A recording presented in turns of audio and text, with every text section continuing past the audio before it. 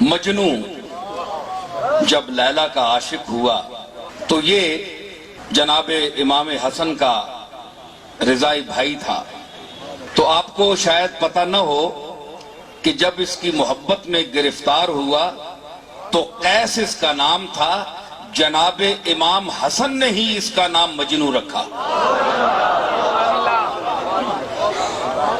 فرمایا کہ انت مجنون، تو جنون ہو گیا، تجھے تو جنون ہو گیا ہے، اس قدر تو اس کی محبت میں مبتلا ہوا۔ تو اس کا تعلق جیسا بھی تھا، محبت تھی، تو اس پر کوئی اعتراض اگر کرتا تو وہ یہی کہتا تھا کہ پہلے اے اعتراض کرنے والے میری محبوبہ کو ایک نظر دیکھ تو صحیح۔ منعم کنی ز عشق او اے مفتی زمان، اے زمانے کے مفتی تو مجھے اس کے عشق سے منع کرتا ہے، معذور دارمت کے تو اورا نہ دیدئی، میں تجھے معذور سمجھتا ہوں کہ تو نے ابھی تک اسے دیکھا نہیں ہے۔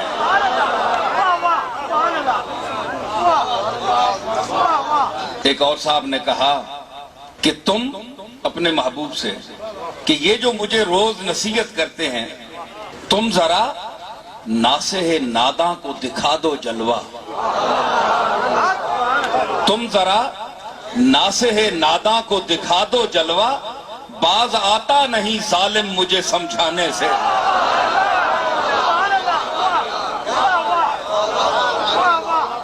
تم ذرا ناصح ناداں کو دکھا دو جلوہ، پھر پتہ چلے گا، باز آتا نہیں ظالم مجھے سمجھانے سے۔ تو مجازی محبت کا یہ عالم ہے کہ وہ عاشق اپنے آپ پر کسی کا اعتراض برداشت نہیں کر سکتا، نہیں کرتا۔ اور یہ محفل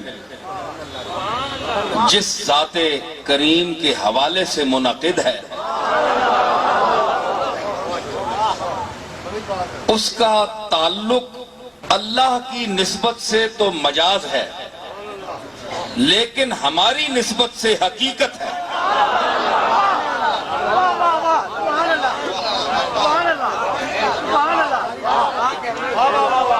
ہماری نسبت سے حقیقت ہے۔ کیوں؟ اس کی دلیل کیا ہے کہ آپ بھی مخلوق ہیں، انبیاء بھی مخلوق ہیں، نبی بھی مخلوق ہے، امتی بھی مخلوق ہے، دونوں مخلوق ہیں، لیکن نبی مقتدا ہے، مخلوق میں سے مقتدا کا درجہ رکھتا ہے، اور امتی مقتدی کا درجہ رکھتا ہے، حالانکہ مخلوق دونوں ہیں۔ سمجھ آئی نا؟ تو اللہ کی طرف، ذات کی طرف جب نسبت کی جاتی ہے یا کی جائے تو نبی مخلوق ہے،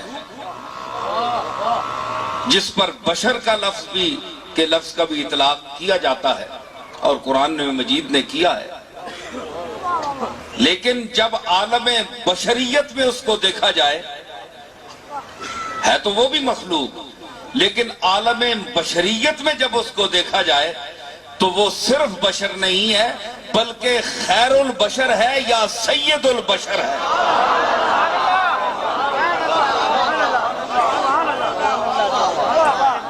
خیر البشر ہے یا سید البشر ہے۔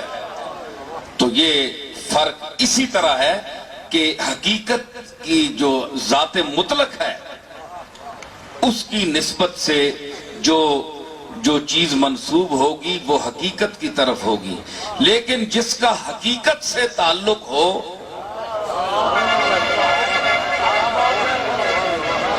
جس ذات کا حقیقت سے تعلق ہو تو وہ حقیقت کے حدود میں داخل ہو جاتی ہے۔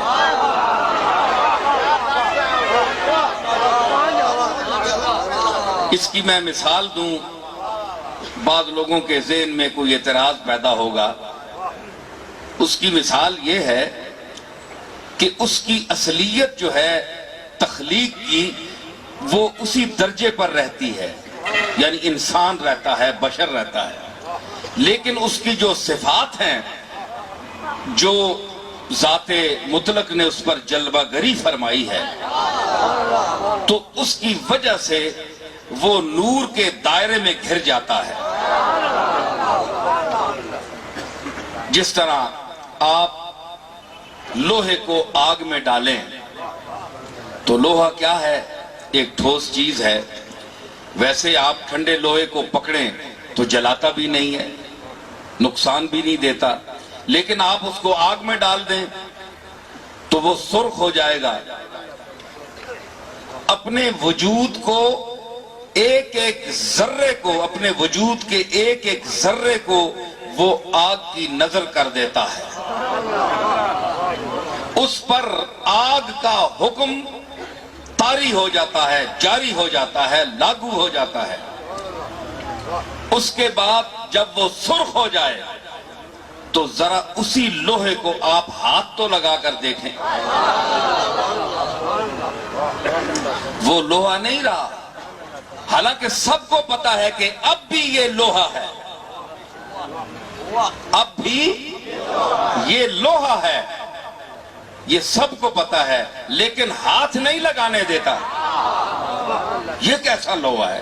اس نے کہا کہ میں اپنی ماہیت کو، اپنی جو میری حقیقت ہے، میں نے اس کو آگ کی نظر کر دیا ہے. اب آگ کا جلوہ جو ہے، اس کا جو رنگ ہے، جو اس کی خاصیت ہے، وہ میرے پورے وجود پر اثر کر چکی ہے. اب مجھے لوہا نہ کہو، اب مجھے آگ کہو.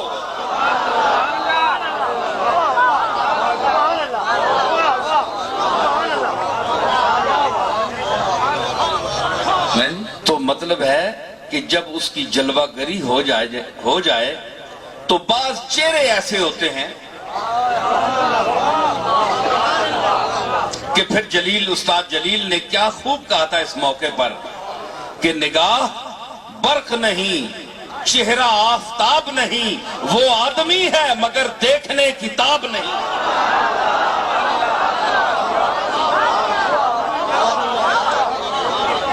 نگاہ برق نہیں، چہرہ آفتاب نہیں، وہ آدمی ہے مگر دیکھنے کتاب نہیں. وہی لوہے والی بات. تو قیس ہے جی،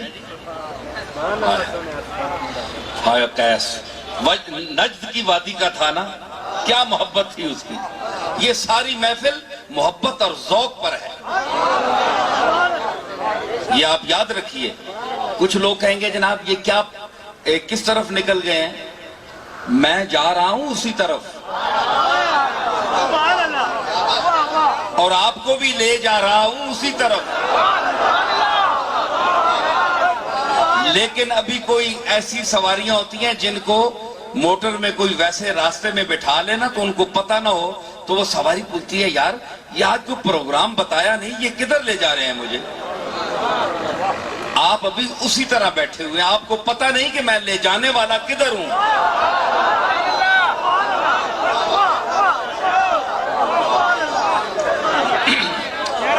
تو اس کا اثر یہ ہے قیس کا، محبت کا، مجازی محبت ہے کہ وادی نجد سے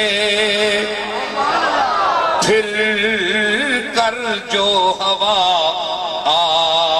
آتی ہے، وادی نجد سے، وادی نجد سے پھر کر جو ہوا آتی ہے. آج تک قیس کے رونے کی صدا آتی ہے. آج تک قیس کے رونے کی صدا مگر کوئی عاشق ہو جو عشق کی آواز سننے کا عادی ہو وہ سن سکتا ہے. ٹھیک ہے نا؟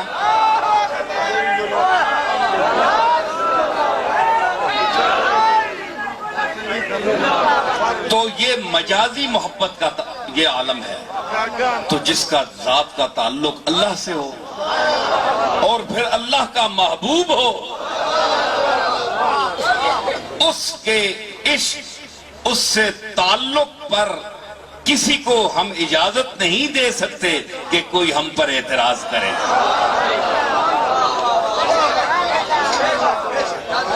ہم نے کبھی اعتراض نہیں کیا، آپ جو کچھ چاہیں کریں، لیکن یہ محبوب صرف ایک ذات کا محبوب نہیں ہے، خالق کائنات کا بھی محبوب ہے اور پوری کائنات کا بھی محبوب ہے.